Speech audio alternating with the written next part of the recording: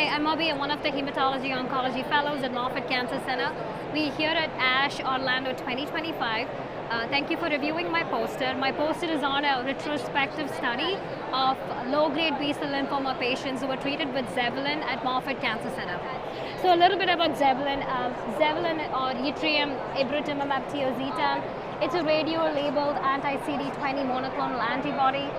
It combines ibrutinib with Abida Babu Y90, and the way it exerts its anti-tumor effect is by dual cytotoxic mechanisms through immune-mediated cell killing and targeted radiotherapy.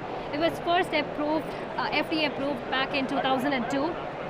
So in our study, we did a retrospective analysis of low-grade B-cell lymphoma patients who were treated at Moffitt Cancer Center between January 2002 to December 2024.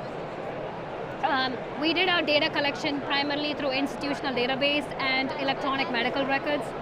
So this is our the data we have. When you look at the patient characteristics, we had about 122 patients who were treated with Zevalin. We categorized them into three groups.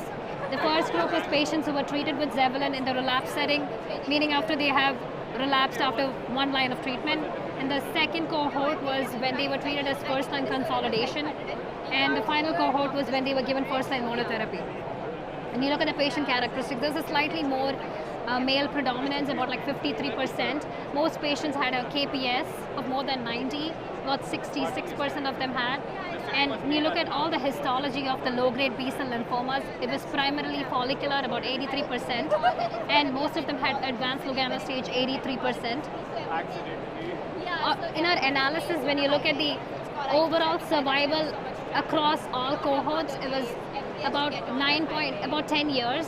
When you divide it among the different cohorts, in the refractory relapse setting, the median overall survival was about 6.5 years.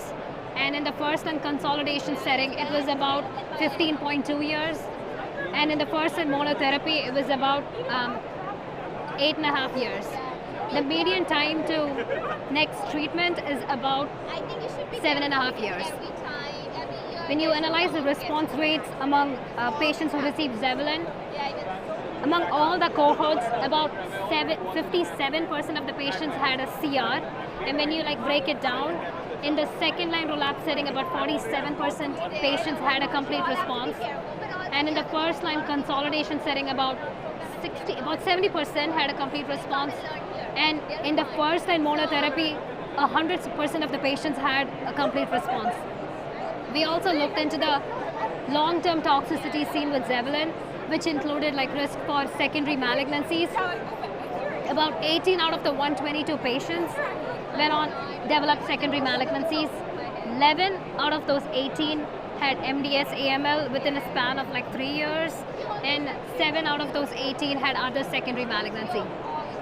In conclusion, our study shows that Zevalin does have robust anti-tumor response, and although it has been discontinued since 2020, it does show historical efficacy in certain patient populations when used in the right clinical scenario. Thank you.